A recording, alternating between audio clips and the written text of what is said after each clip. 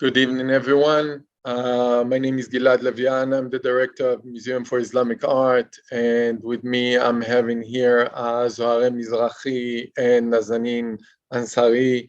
Thank you for joining us. We're having this Zoom. In a few seconds, we'll start with our conversation for the International Women's Day, which is so important for all of us. But first, we'll start with a few thanks. First of all, for ICOM, International Council of Museum in Israel. I would like to thank in person to the chairman of ICOM Israel, Raz Samira, and the managing director of ICOM Israel, Noah Ben Yitzhak. ICOM Israel works for the advancement of the museum community in Israel in many ways, and this event is one of them. ICOM Israel operates 8 forums in various fields and also works to represent the museum on governmental and public levels. I would like to have a special thank for the chairman of the Council Museum in Israel, Dr. Yigal Ben Shalom, for joining us for this session. And I would like to thank you all for being with us in this very, very special evening, which is also Purim here in Jerusalem, which is also Iranian holiday. But first, I would like that our colleagues will introduce themselves. Zohare, Nazanin, please. Zora John, please you start. Go ahead. No. Please you start. I'll go after you. Okay. That's so and this is also another Iranian trait that we always offer courtesy to our counterparts, regardless of stature or title. First of all, I'm very happy to be part of this program, and I wish everybody a very happy Purim Day, also International Women's Day. May this be another resumption of the freedom and the liberty that is much deserved in Iran through the brave Iranian women. As far as introduction is concerned, I am a proud Iranian born in the city of Kerman. I had the privilege of learning through both parents that were teachers about history, about traditions, and about humanity. And thank goodness for the opportunities that were offered to somebody like me in Iran at the time. Growing up, I was exposed to a lot of different communities, different ethnicities, religions, and as a result, I always felt like I was blessed with a very rich life through people that I came to associate with. Unfortunately, the events of 1979 had a different plan for me and many other individuals. Again, I was lucky and blessed enough to be able to join my brothers and sister in Boston, Massachusetts to continue my education, but my family was left behind. My father was arrested on 2 occasions, imprisoned, and he was lucky enough to escape execution.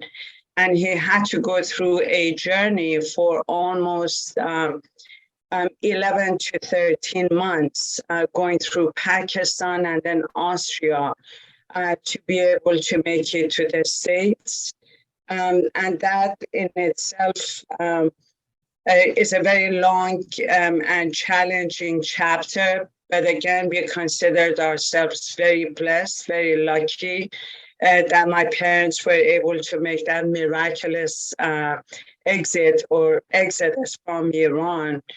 And thank goodness for life in America and the opportunities that were given to me as a teenager. I was able to finish studies and become the person that I always wanted to be. I wanted to be an advocate for people who were in dire need of help, especially in courts, in legal situations. And then that sort of expanded into further community activities.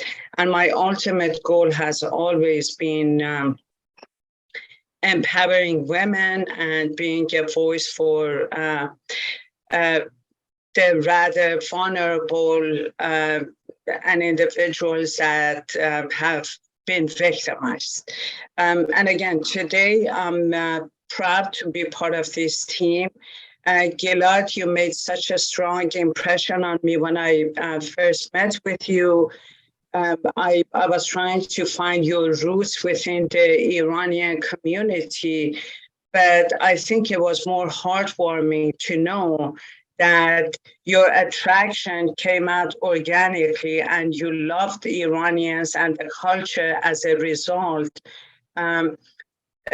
During the short period that I've known you, you have taken amazing steps to be that voice for the Iranian people through arts, through music, through impressions.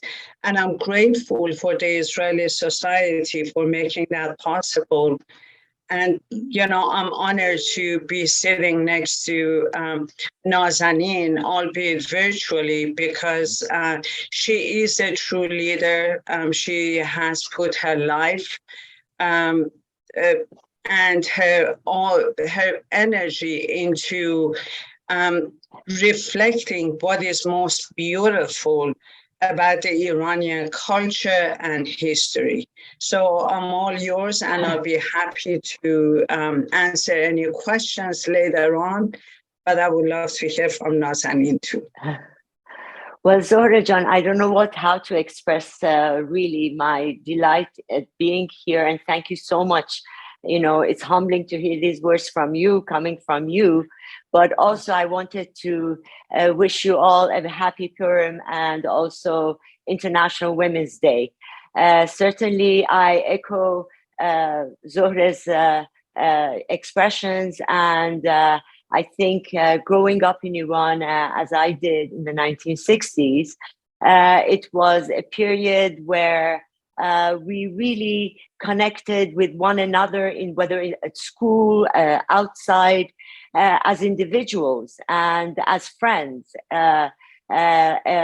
Friendship through education was the motto of the school I went to, the elementary school that was set up by our principal, who was a leader in the women's movement in Iran, in the women's organization, and Mrs. Hekmat, who also was very active in the was a Jewish women's leader.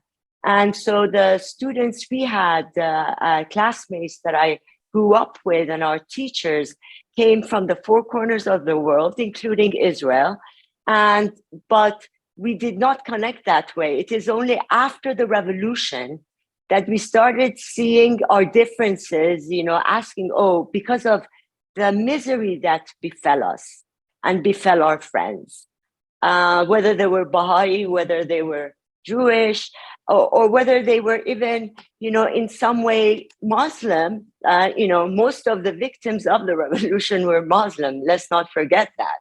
But they did not agree with this kind of Islam that you see today.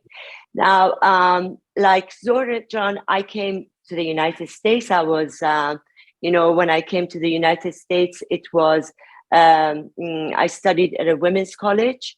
I did women's studies and public affairs, and I had the opportunity not only to work with women's groups in DC at that time, Women's Equity Action League, which was an umbrella group of various women's groups in the United States that had got together to, you know, lobby the Congress on the Foreign Service Bill, which affected many women in the workforce, in the military, in the foreign service, and all that. And also in other parts, like the women's division of the Democratic Party, I was an intern. I worked in these places because I was an intern. And I got credits for school. But later on, I got into journalism. I worked for the United Nations Information Center for a time. And then I went into journalism, which was ABC News Radio in Washington, D.C. And from then on, I continued into journalism and also in private, business. But come in around 2000, let's move before that, in the 1980s, I was Kayhan London's foreign correspondent in Washington, D.C., where in those times, as many of you will remember, was the Iran-Contra affair. It was during the Reagan period. And later on, I came to London and I continued with Kayhan because I wanted to be part of Iran, even though I couldn't go back, because I had decided at one point that I was not going to wear the veil to take a passport photo. That was, and I was Muslim, and I was sure of my identity. So in that sense, that was my youth, that I was so idealistic. In the sense, now I run two news outlets, Kayhan London, that its history goes back to 1941 in Iran. And because of the revolution, because it was such a popular, it had the highest circulation in the Middle East, it was expropriated. So Kayhan moved to London.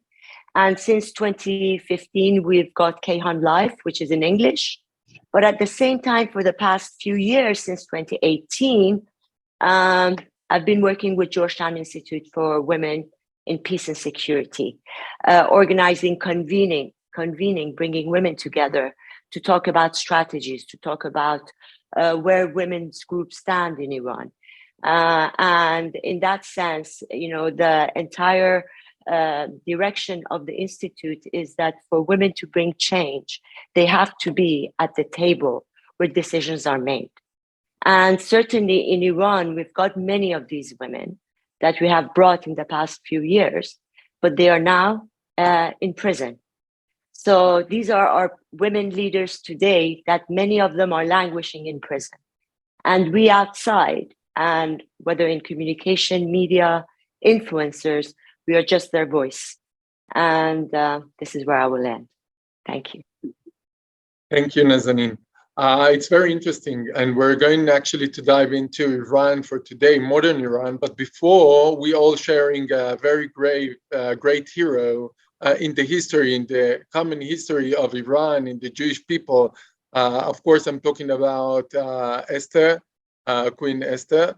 Zohar, would you like to say some words about this hero, this ancient hero, that definitely, and we can assure everyone, that she was inspired by the Iranian culture and not only the Jewish part of her? I would love to, absolutely. You know what, looking back at the history of Iran, especially the Achaemenid era, you do see the role of women to be more proactive, more engaging. And in this particular case, we are talking about a situation where Esther, who is part of King Xerxes' household, she receives news of this deceitful act of the minister of the king or the emperor that would target Jews in Iran. And only because Mordechai refused to bow to Haman as he walked into the market. I want to talk about the spirit of Esther. In the old days, in order for somebody to be received before the king, they had to go based on a schedule. It wasn't like anybody who would open the door, very much like the lifestyle we experience today. Everything is based on appointments. Everything is based on prior planning. And in this particular case, you see Esther, a woman who has absolutely no major role other than being the wife of King Xerxes, decides to take on this initiative. And one thing that is missing from the history is that she invites her people to fast for 3 days. They resort to prayers, which in a sense unites people together, brings people together for a common cause. And that's exactly what we are seeing in Iran today. That suddenly this lady, this woman takes on the role of the leader or the mediator between the emperor and the people. And when she sees it necessary to have a visit with the emperor, she does not hesitate to ask the question and put it on the table that I demand to see the king. So you see Esther suddenly as the leader of a movement that is trying to protect the majority of the people that were going to be victimized by a minister who's concocting this plot to execute a sect or a section of the community, and these are the Jews. He wants to annihilate Jews from the Persian Empire. And once he realizes the wife of the emperor, his boss, his king, is a Jewess, he is frightened and he falls on his knees asking for forgiveness. So one thing that I always have admired about the history in Iran, and I think many people appreciate it, is the fact that when we talk about the most fundamental freedoms, especially as it relates to women, Iranian women had it. They had the right to maternity leave. They had were enablers. They were empowered to act as the leaders of the army, taking the place of the emperor, or taking on missions and commissions on behalf of their people. It is only from the start of the Safavid dynasty where Shiite became the formal and official religion of Iran that this misogynistic culture in Iran started. The leaders of Shiites, they have this resentment, hatred, and sense of conflict against women. So all throughout the years, we see that, and the centuries, we see that they are trying to push women into the dark rooms of a house, in the kitchen, and limiting their roles to only reproduction and being service to their men.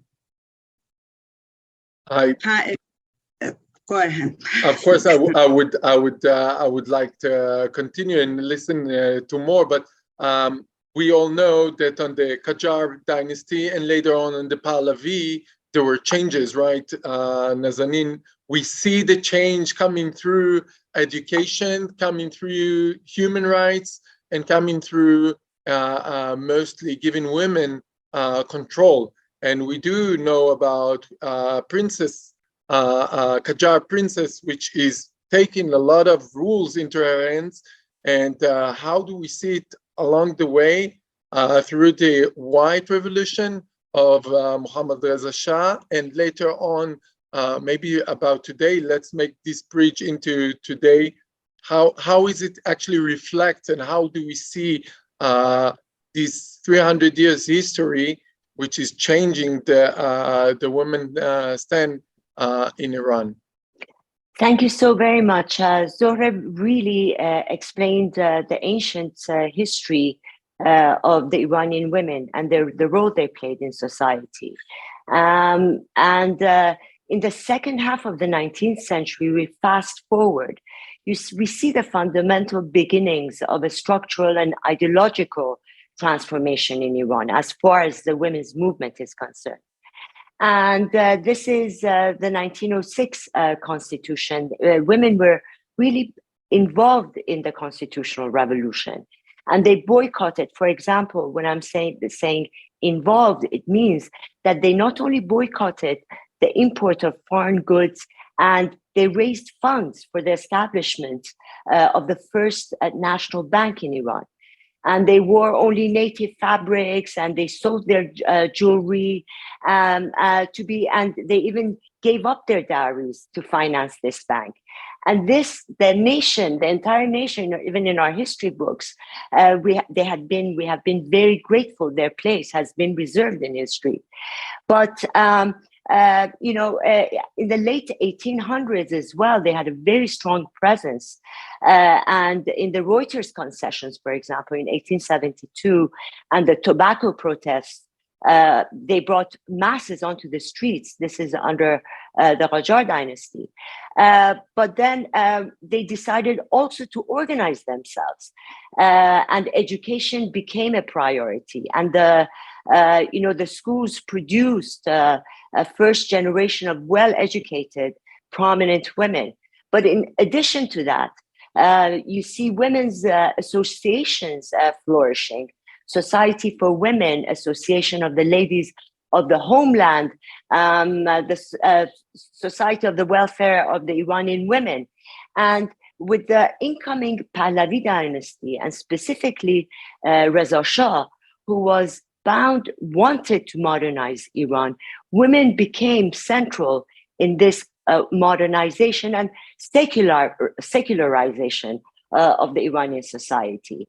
And for example, and that is when, although women were very active during the constitutional revolution, it took Reza Shah to come and bring and change the civil code and the judiciary and establish new principles of civil procedures.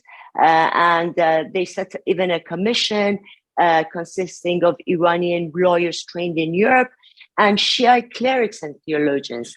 But and this is how the Iranian civil code was established. And the first thing they did was to give women the right for divorce, and elevating the age of marriage from 15 for girls. They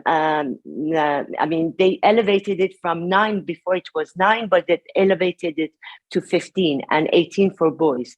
But family laws remained within the Sharia court. It took to the 1960s, I fast forward, because it was the women who were really actually also helping and pushing the Pahlavi dynasty, whether it was Reza Shah or whether later on with his brother and twin sister, Ashraf Pahlavi, who played an immense role. Because let's not forget, it was a monarchy. And again, women fulfilled their roles in various strata of the society. And it was that because of the strides that was made from the 1960s, because of the White Revolution, when women received the first rights in the Middle East, and even prior to Switzerland, to vote and also to enter parliament, and as well to create a corps of education of women corps. They were mostly women who would go and become the part of the literacy corps and building of schools. So this continued, and to the point that by 1975, women, the laws that had been instituted in Iran as far as equality for women, that's why Iran was named as part of, to head the consultative committee of the United Nations for women.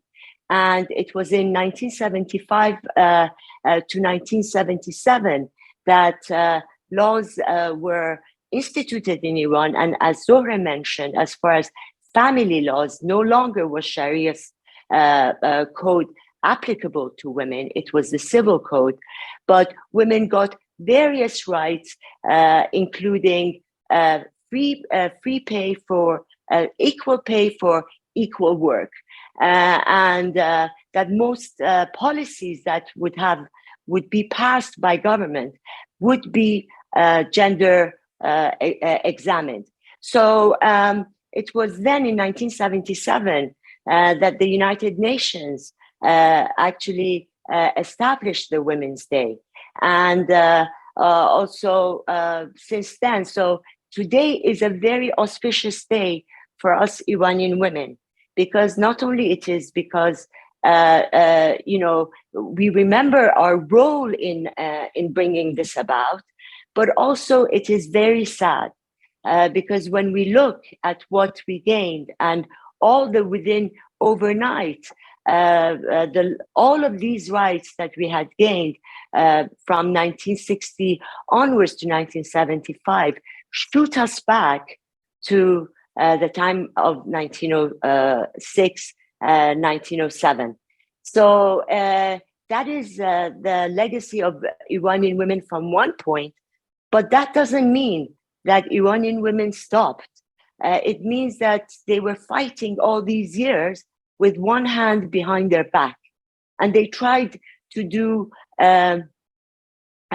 bring many actions, even, for example, starting the 1 million signature by Dr. Shirin Ebadi campaign in Iran that brought in also a new wave and a new generation and a new face to the women's movement in Iran. People like Narges Mohammadi, people like Fatemeh Sepehri, these people that we brought into our conferences at Georgetown. Fatemeh Sepehri, the first time we heard of Fatemeh Sepehri was when she was a signatory to a letter by 14 women asking Mr. Khamenei to resign and calling for a national referendum. Now, Mrs. Sepehri came to our attention because she's a martyr's widow, because she is clad in chador. But she realized as a martyr's widow that after she lost her husband, she lost the custody of her child, and to be able to have access to money, control of the money to bring up her child. So that was her break with the Islamic Republic. Then we also have people like Puran Nazemi, who is a brave activist, writer, has been in jail a few times, is recently on furlough, just sending us a message from Iran, which she did for an event we had with Tortoise Media, saying that today in Iran, after this long history that Zohrajan just mentioned, and what we have had since our gains between 1930s to 1975, Puran Nazemi talks about Iran today. And she says that if today a drunken man, a deviant with a deviant sexual character, a man, an elderly man, goes and rapes a girl and kills the girl, for under the laws that we have today, he will pay half of the compensation to the family if that is due, that is warranted for a victim, of a male victim. But if that same girl defends herself, and in the process that elderly, deviant, alcoholic man perishes, dies, that girl will be hanged. So we come back to the issue of today, from the past to today, and you can feel the urgency and the potential and for the women's movement of Iran right now. I would like, thank you very much, Nazanin. Thank you very much, Zahra. I would like to share with our audience one picture, not this one, sorry, this one, of Ida. I would like to thank first to Orly Cohen, the curator of the exhibition 5 at the Museum for Islamic Art, And she got to the, I would say, to acknowledge and to let us, the Israeli people, be aware to these brave women who made the changes. And this one is Vida Muhad. Movad. And sorry for not expressing right in Persian. And she was doing something very simple. She was standing on a box, an electricity box. She took a stick and she took a white hijab and she was just tying it into the stick. And she was just like, it's like a flag, a white flag. She was surrounded to this regime, and look at all the people around her, look at her.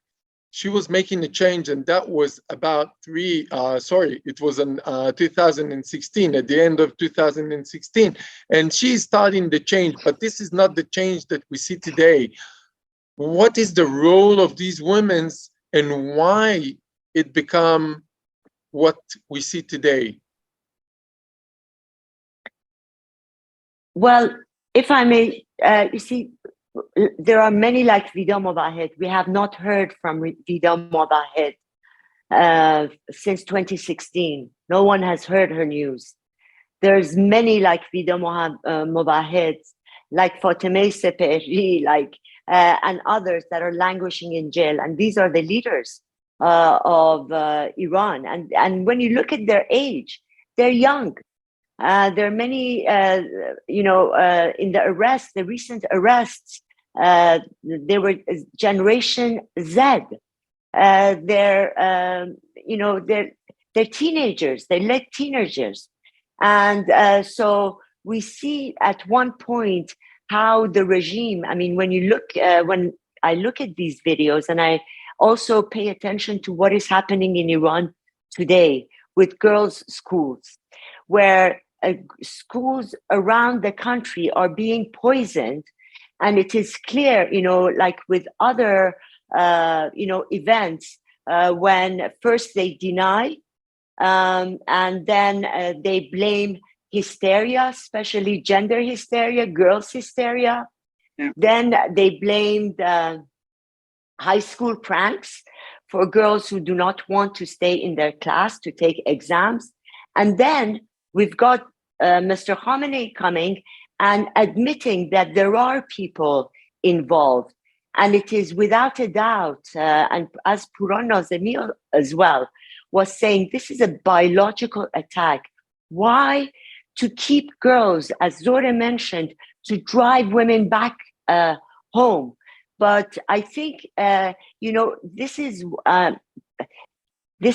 unfortunately the dirty and inhuman reality of the life we have at the moment for Iranians and elsewhere, because this mentality, ignorant mentality that is only after control and sees domination of the weak, and it sees women as the weakest link for dominating, then you will understand. Yes. One thing that we need to mention is that actually it was March 8th of 1979, after 1 month that the Islamic Republic had declared its victory, that Iranian women poured to the streets of Tehran protesting against hijab and all the restrictions and limitations that were being set on them by the government. And since 1979, the only group that has protested and defied against the Islamic Republic has been the women of Iran. This just didn't happen overnight. It was not, yes, Mahsa was the spark. She was the straw that broke the camel's back. But this goes back to 1979, when people wanted some sort of reformation. They wanted some changes. They did not want a revolution. They did not want a theocracy. They did not want a group of clergies that God knows were they came from, what their background was, to take over the nation and to make decisions about the most private aspect of people's lives, their bedrooms, their sexual life, their education, their interaction in society, the right to assembly, the right to expression, the right of religion. They had not voted for that. They had not acted on that. But once you see that the Islamic reign is taking over, they closed their schools for 2 years to institutionalize theocracy into educational program.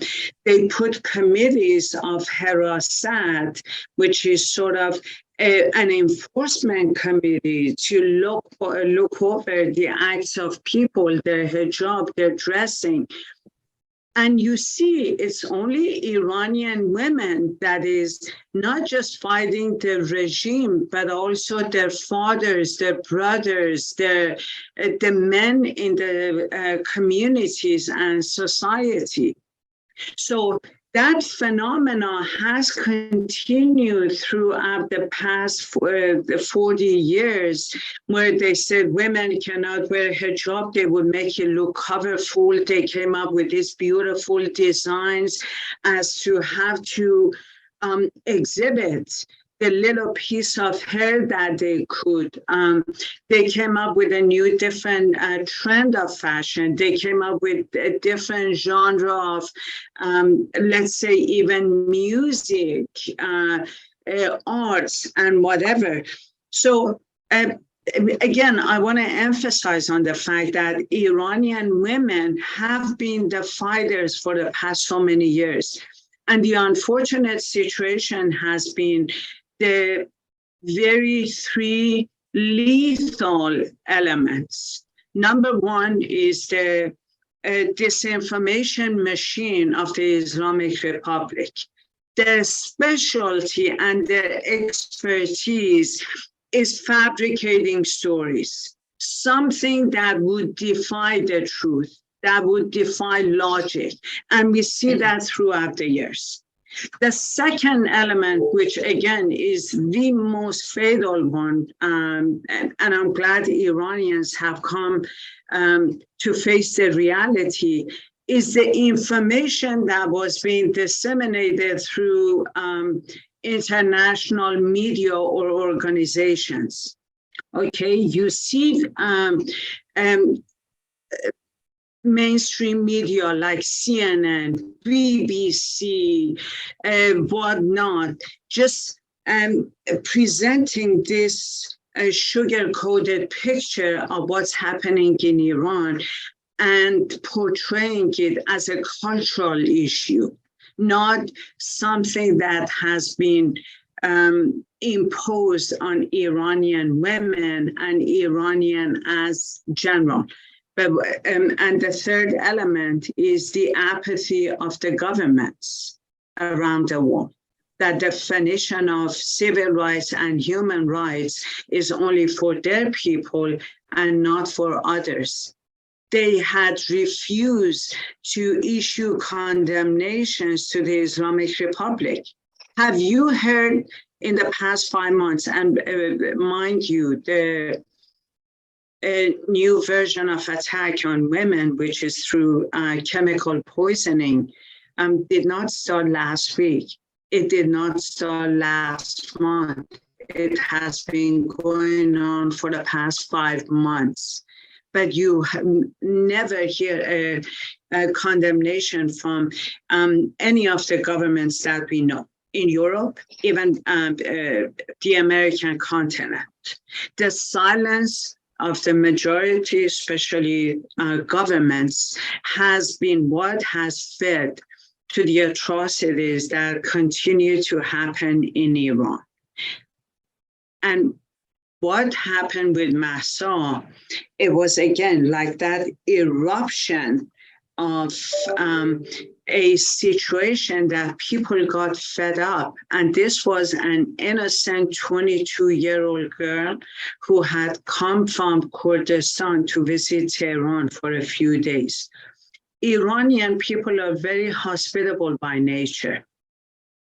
They are very overprotective of their guests and their visitors. And in this situation, once the news of the brutal behavior towards Mahsa is revealed, and again, that's another woman who takes a photo of her, who's brave enough to expose these crimes to the world, that Iranian people came together. And thank goodness for our younger men. As far as I'm concerned, the men of Iran are much to be blamed, the ones in the 50s. I'm sorry, I'm talking about the Iranian calendar, the 70s, 80s, because suddenly they come across this power, this authority that is sanctioned by a government, that they could have more than one wife. They could marry anybody from the age of 9 or 10, and it's okay by law. It is perfectly approved by religion and the morality standards. They are as much at fault as that government that has been run by a group of hoodlums and thugs for the past 40 years. It is our younger boys, the youth, that is standing shoulder to shoulder with the younger women in Iran, and they see the world differently. They no longer want to be subject to a piece of cloth. They don't want to be subject to these man-made boundaries that you cannot get together in a park, in the public, to hold hands, to listen to the music. I mean, it's so absurd to hear in this day and age that you are not allowed to listen to music. You are not allowed to express yourself. So the time has come. And now that the younger generation is speaking out, the world should also speak out and do something about it. I would like to share with you that a lot of our audience having questions, and so please keep on asking questions and we'll try to answer them. And I think one of the things that our audience does not some of them familiar with, is the poisoning thing. People are asking, what is the poisoning thing? And I would say that with your permission, and I'm sorry I'm taking the stage, along the way, working with Orly Cohen on the exhibition, I was asking many questions. For example, I saw that in artists in Iran actually expressing a lot of women's who are dancing. And I said, who is this women who were dancing? Why she's dancing? And she said, they're not allowed to dance in the street. They're not allowed to drive a motorcycle at all. Women are not allowed to drive motorcycles. Women were actually, the regime was actually looking for women, young women, beautiful women, and they were shooting their eyes in order to put a damage in them. They were raping them after they were actually put in jail. They were abusing them. And this poisoning, it's the same thing that happened. But can you please explain a little bit about what's happening today? And another thing, in Israel, we had these news that the regime is letting people go home. He is actually taking people out of jail. Are these rumors? Is it right? They need to sign contracts? Can you please give a little bit information of what's happening today in Iran and about this protest? Is it a protest? Why we don't hear about it? Please. Nazanin, if I may, because when I heard the news, and these are new developments, initially what started was from one or two schools in the conservative city of Qom, and the entire idea was that women should not be going to school. Girls have no place in school. And they were trying to create this sort of subterfuge by making them sick. So they would make that decision on their own, not to send their kids to schools. And what the clergies did was they said, you know, you need to safeguard your children, you need to shield them from harm, so it's okay if they don't go to school. But then you see the news of this gas poisoning or chemical poisoning spreading to at least 113 schools around the country. So it's not confined to one area or contained in a particular school. Nazanin, these are the questions I want to ask you. They are saying this is only hysteria, and this is only an organic development that is happening in society. But why is it happening in schools that only girls attend to? Why is it only schools and not one entire city? Why isn't it happening in any of the governmental sectors and it's happening in schools? Again, why is it the schools and not other institutions? A very good question, Zora John. This is a story that we have been actually following up in Kayhan, London, from the first, attack that took place in a school in Qom. And since then, the first, as I mentioned before, there was complete silence. So it was, we published it, there was nothing. Then it increased. And then Zohra mentioned journalists who are actually working for foreign media, because of the position they had previously with state media. And they do, echo the official line, which was, oh yes, these are some girls who wanted to disrupt their tests. And then there was another explanation that no, this is hysteria, that because girls are, prone to hysteria. It's again that chauvinist mentality that is the foundation of this system. But let's not forget, and Zora John will remember, during Ahmadinejad period when they were, throwing acid in the face of girls. We've got photos, images of disfigured women. Because by these vigilante groups, we call them vigilante, but they are connected to the state militia, and they are fanatic in the sense that they are very ideological, they're zealots, and they are intense. They're a very small group, but very powerful because they are like those, we call them chomardar with the batons, that really sometimes they're like zombies. But so they had been throwing acid in the face of girls. Now this time, it suddenly spread across, because it has been going on, and there have been statements made actually by officials as far as what is happening, what is behind it. Number one, for example, a journalist in Qom who was reporting on these poisonings was arrested, and for national security reasons. Then we understand, for example, the reports that we are receiving from Khuzestan. There are a few different kinds of gases being used. They're not all the same. But what's the most dangerous one that has happened in the past few days is that it is Mr. Khamenei that comes and admits that there are people who are actually in charge of this.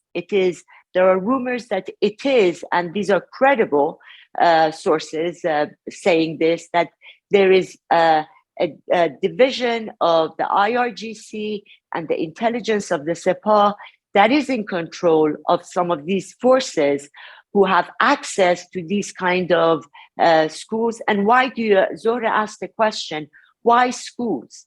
They have also arrested a few teachers, I should add, and the question is, why schools? It's because this revolution, what we saw and what we are feeling and what we know is happening was started by the teachers' networks. The teachers, we have been following all these daily protests of not only teachers, also bus drivers, oil workers, contractors on a daily basis. From 2015 to 2019 and to recently, it was all within the system. They were not asking for any removal of the regime. They wanted to get their rights within the parameters of the system, and the promises that were made were never kept. So the protests and the regime blames. They think that by creating fear through the school poisonings, and they will divert the world attention, divert everything towards this new phenomenon that the teachers will not have opportunity, or the students, to really regroup and come together. But what these people don't understand, and what we should recognize, is that when they are gassing school children, that is the enormity of their fear, of the potential they see. It is the strength of this movement that is, they are using gas poisoning. But do you think that the determination and the resilience will go away? No, on the contrary. What we are seeing is a more determined leaders in prison, outside, in media. It's not, Zohra said at the time of the revolution, 80% of those people who took part in the Islamic revolution that had brought Khomeini to power hadn't read his books. It was a revolution of no information. On the contrary, what this revolution is, and what we are seeing, is not only a cultural revolution that has already taken place in Iran, and you see it in the posters that, your viewers that have come from Iran, the new faces of Mahsa and the new generation Z, but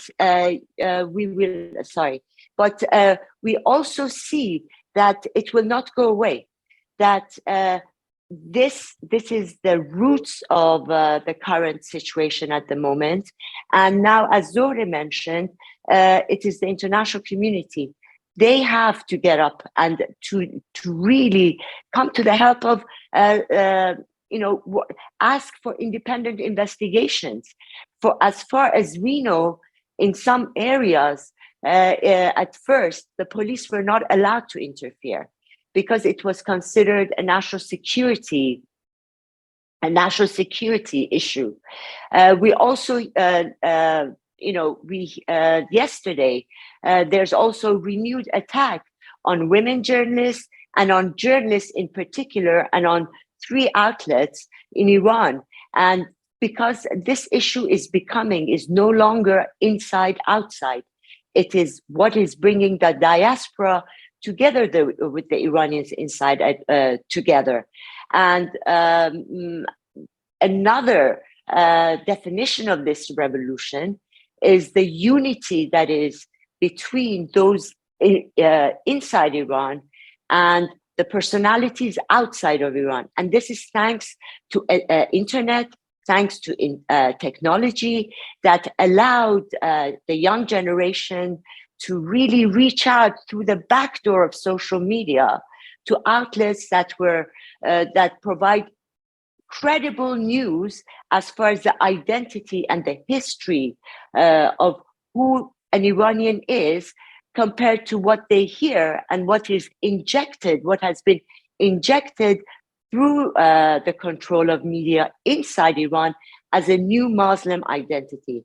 And as the revolution, we talk about the Islamic revolution, the second part of that revolution was a cultural revolution, which happened later when they closed all universities, when they fired anyone who was educated in the West, when they rebrought and employed leaders and those people who had been taught in the seminaries, religious seminaries, to take over the affairs of the country and to make decisions not only in the sciences, but also in engineering and in mathematics and in the running of the country. And this is why we are where we are today. And that's why the revolution, although at its heart, it is this demand, women, life, freedom, but the life part, it includes men as well. The freedom includes men as well, because it is a country that we are where we are, the workers, the laborers, the various layers of the society, the teachers, the bus drivers, university professors, intellectuals, scholars, they do not want the Islamic Republic. And by more cracking down, the Islamic Republic is not going to buy itself more legitimacy. If it was, at the time of the revolution, it had 90% legitimacy because people wanted it, because they hadn't read Mr. Khomeini's books. Now, after 40 years, they have seen it, they have tasted it, they have felt it, and they have lived it. And this is something they reject. And what they want now is the Iran that is modern, progressive, according to human rights, that is not isolated, that is open to the international community based on respect and human rights. And that is why we are today. If you ask me, has the revolution died? No. Have the protests? A revolution is not only on the streets. The Islamic revolution instituted from top, the cultural revolution, but it has taken us 43 years for the people themselves, from the roots, it is rooted in history and society, to change its own culture. And this culture has changed, and the parameters, the political structures that are there, that rule them legally, that rule politically and economically, are anachronistic to modern times.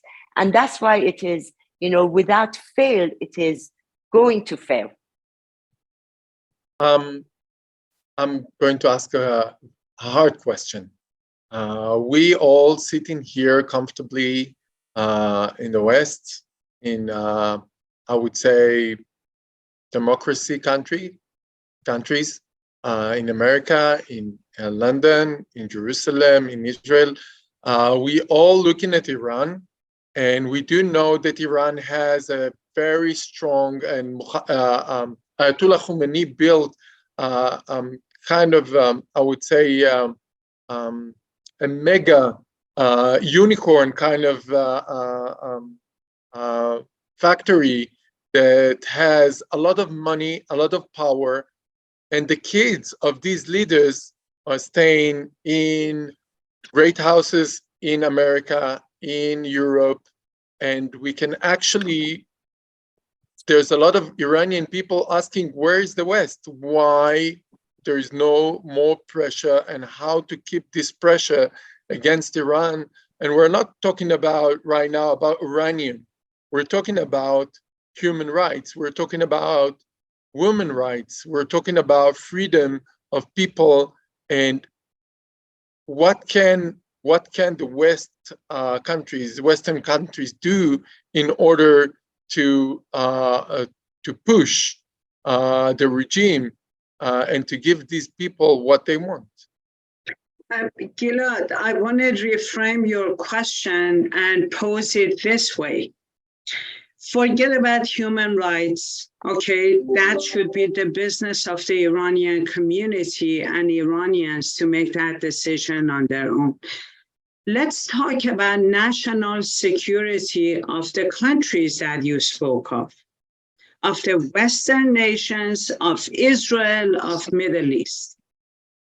Okay, let's not look at it as, oh, what can we do to help Iranians to get their independence, freedom, and dignity back? I think they're very capable. They'll be able to do that. It's not the first time in Iran's history that has been invaded by acrimonious elements that wanted to destroy the culture, the history, and whatnot. All we are asking is for American administration, European administrations, Canadians, countries in Latin America, look at your own national interests and your own national security. What is Iran offering you today? Okay, under the leadership of the Islamic Republic. The Islamic Republic has been nothing but a menace to international security. It has been financier of terrorism around the world. We would not have had September 11th had it not been for the Islamic Republic offering help, transportation, identification cards to all these terrorists to be easily traveling from one place to another. We would not have had the strong Hamas, Hezbollah. We would not have had all these attacks in European cities. We would not have had this poisoning of minds through social media had it not been by the strong lobby of the Islamic Republic financing all these activities to create this stability around the world. And the Islamic Republic has turned into a pariah that it's very much like a shepherd that was crying wolf. For 40 some years, they said, oh, Islam is being threatened. We need to go fight the Iraqis to save Islam. They use the youngsters, they brainwash them, they condition them to go to the front zone to fight enemies unknown. What are Iranians doing in Syria now? What are they doing in Yemen now? What are they doing in Iraq, in Venezuela, in Colombia, in Bolivia now? They are just trying to spread all this hatred and wrong information to create instability around the world. So once the governments of the world, once the NGOs, and once the mainstream media stops feeding oxygen to the artery of the Islamic Republic, trust me, Iranian people can take over their faith into their own hands. We don't need any help when we say the world should come to help Iranians. All we are saying is, and that's what we did last summer when we visited Israel, we said, we want to be the voice of Iranians. Iranians are quite capable of taking care of themselves. All we want to do is echo the truth, the facts on the ground, that the Iranian people do not want this regime. They do not want Khamenei as the so-called supreme leader. They do not want Rouhanis. They do not want Raisis. They do not want these clergies in the 80s and 90s to determine the fate of 80 million people. That's all we are asking. We do not want others to import their own human rights standards into Iran. Iranians were the first ones that created the notion of freedom of expression, freedom of religion, and freedom of assembly more than 2,500 years ago. We do not want others to teach us what democracy is all about. All we are saying is stop feeding power into this regime. This regime needs to be ostracized. Nazanin, you could take over from here. Oh, well, Zorib was basically explained it all. I'll just give you my experience and from where I am sitting in London. Certainly, when you look at IRGC activities in UK that involve the United Kingdom, from one side you see the case of, you remember the case of Nazanin Zaghari-Ratcliffe, who was in prison, taken hostage in Iran, or Anousheh Ashuri, another British Iranian. Only a month ago, another, of course, he was intelligence, but he still had British residency, and I think, if I'm not mistaken, passport. He was hanged. And these were all under the auspices. This was again done by the Islamic Revolutionary Guards Corps intelligence, IRGC intelligence. Then you come to the case of journalists and media in the UK. Only a couple of weeks ago, Iran International had to move its operations from UK because some of its journalists, as well as its chief executive of news gathering, there were live plots to have them assassinated, and the British government was giving them 24-hour, protection, all the time. And it got to a point that they had even barbed wires outside of Iran International Bureau. So they moved the operations there, but still there are other journalists still in UK that are under police protection. There are over up to 15 of them. In the United States, we hear the case of Masih Alinejad, and there was activity. They went after them, they caught them, they brought them, media wrote about them. But here in UK, we still don't know many of these names. It's still not in mainstream broadcast, but it is happening and everyone knows about it. Certainly, there is another thing. Mr. Khamenei has 5 representative offices here in the United Kingdom. One of the directors of the center in London also headed another Iran Human Rights Council, Islamic Rights Council, I think, that was a charity. And that this director of that center is an architect of the morality police. He is in the secretary of the body inside Iran that controls cyberspace activities.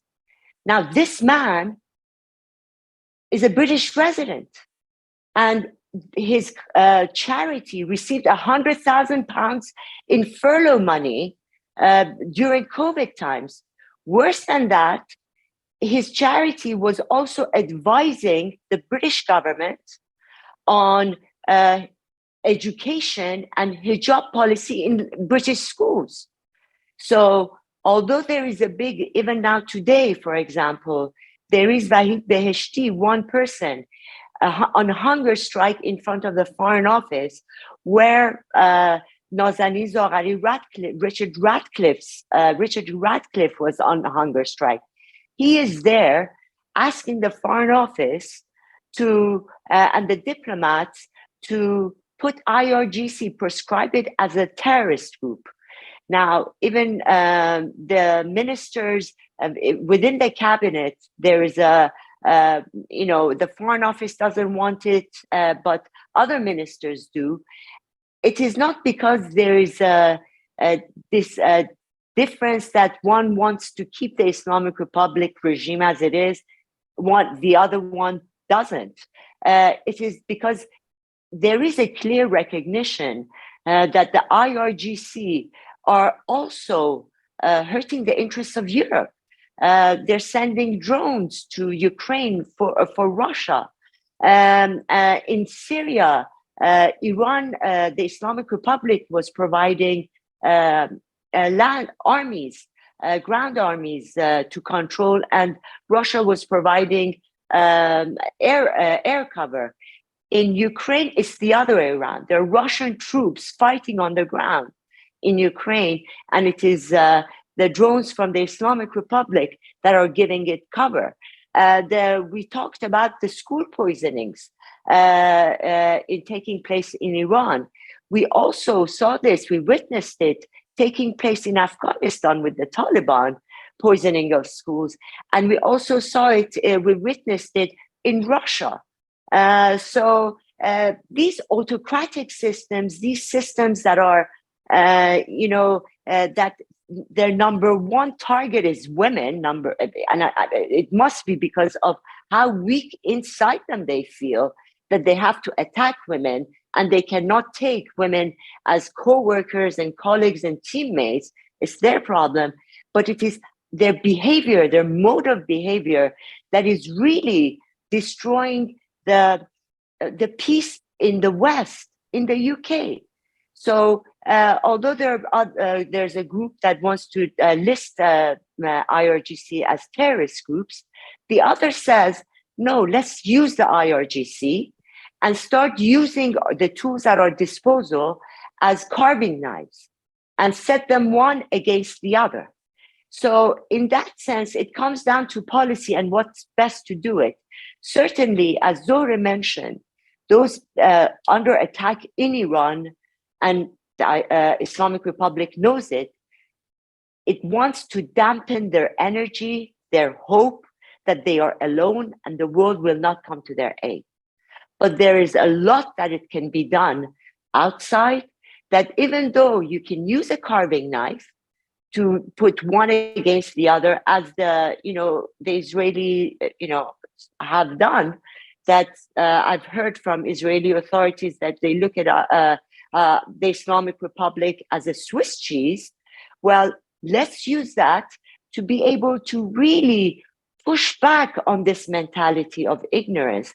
And the only way to do it is to really empower those voices inside Iran and use the tools at our disposal outside, within the transitional justice, within international law. Zohra is more knowledgeable about this than I am because of her work at looking IRGC in the eye in the United States and winning. Thank you. One last thing I would like to share with you. I think this is, I love this picture that, of course, we're presenting at the Museum for Islamic Art, Exhibition 5, made by Oli Cohen. Look at this. I think this is beautiful. I think this is, and this is the last question that I have, a very short one. I think this is maybe what the Iranian people want. It's emphasized maybe that they're not looking for a strict solution or democracy or whatever. What exactly do they like? What and why I like this picture so much? This is the Iran Zohra I grew up. Zohra, John, you go ahead. No, go ahead. like it only because the individual has the choice of what and how she wants to appear outside. I remember growing up when we were little kids, we loved to wear chador because it represented maturity. It represented womanhood. And we did not see it as a compulsory matter. But now, when you force somebody to cover themselves, and these are the expressions that I heard recently, that you see how candy is wrapped in a wrapping paper. It's done so to protect that delicious candy. Or why a bare electrical wire, if you touch it, it will burn. They are trying to come up with this idiotic symbolism to show that women should cover themselves. By covering themselves, they are protecting and guarding their dignity, integrity, and honor. Whereas in the free world, you see women wearing hijab, you see women walking around, you see women walking half naked on the streets, and the rest of the men are fine. There is no problem with this system, this culture and style of living. And it's rather exemplary of showing tolerance towards all the differences. And the Islamic Republic has zero tolerance for anything that discovers and explores the emptiness and the lies that they have been feeding the world.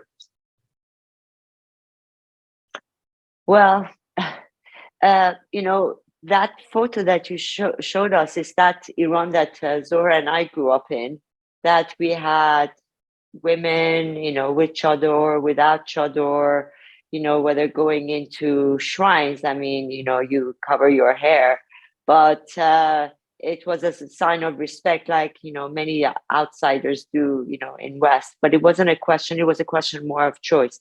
But that picture as well exudes a hope, exudes the youth right now, the two young women, one with chador, one without, you know, going backwards, but hoping, looking forward to a new Iran. So I think in that sense, I spoke about Fatemeh Sepehri, who was exactly just like your, the lady in the photo with black chador clad, but still she's one of the faces of the Iran's women's movement, because it is about choice, but it is also about individual rights. And 50% of Iran cannot be living with one hand behind their back. That Iran to develop, to become progressive, to become modern, to be developed for all its people, it needs the talent, the expertise, the potential of all its women. And that can only be guaranteed if legally they are accorded the same rights, that they are not considered as half citizens. It is a gender apartheid in Iran. And the same way that, you know, gender, you know, the apartheid came to an end in South Africa, without a doubt, in Iran, it will be like that. And this is, I think, one of the strengths of the women life freedom movement, because it is not only about Iran, it is also about Afghanistan, it is also about Ukraine, it is also about other countries in the Middle East. It is about a new way of thinking and moving a new world order where it is based on rationality and on human rights rather than political interests.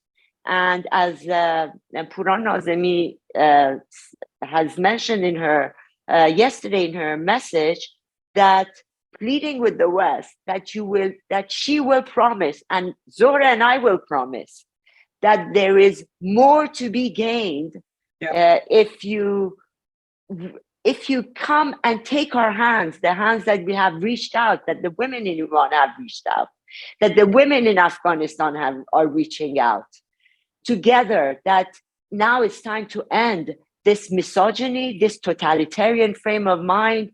This, 43 years has brought a revolution of understanding and knowledge for people. What Europe went through took 200 years to go from the Dark Ages to Enlightenment.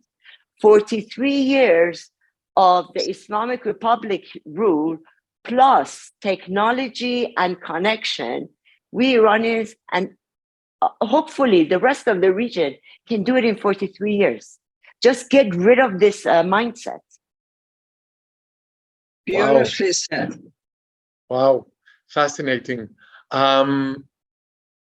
This is it. This is the end of our session. I would like to thank both of you, Nazanin Ansari and Zohar Mizrahi.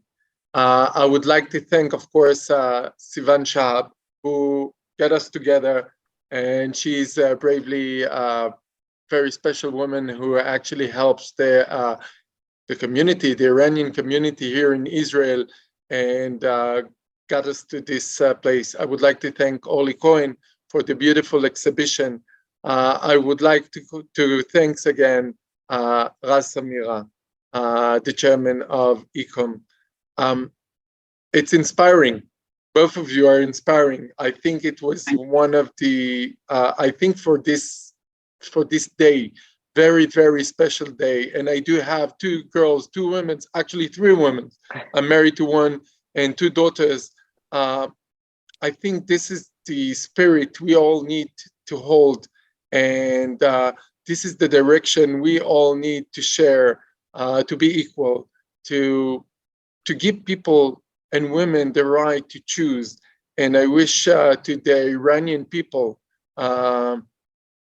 as they say, they're saying it the best, they're saying life, woman, life, freedom. I think these three words are so powerful. I wish us all a very happy Independence Day and a very good future. Thank you, both of you. Thank you very much for this session. Thank you. And I think with Nowruz coming, we have a lot to hope for. So thank you so much for offering us the platform. Thank you very much. I would say that the Museum for Islamic Art will continue on this month to show the exhibition of five, we call it five, it's 5 stories of 5 women, only women. And we're having a few more events. We're showing Arash Sahabani movie, very special movie about Iran, musical movie about Iran. And we're going to meet Dr. Tamar Elam Gindin. She's going to talk about different revolutions in Iran. Fascinating country. And thank you all for this beautiful, amazing evening. Thank you very much. Good night. Thank you. Good morning. Bye-bye.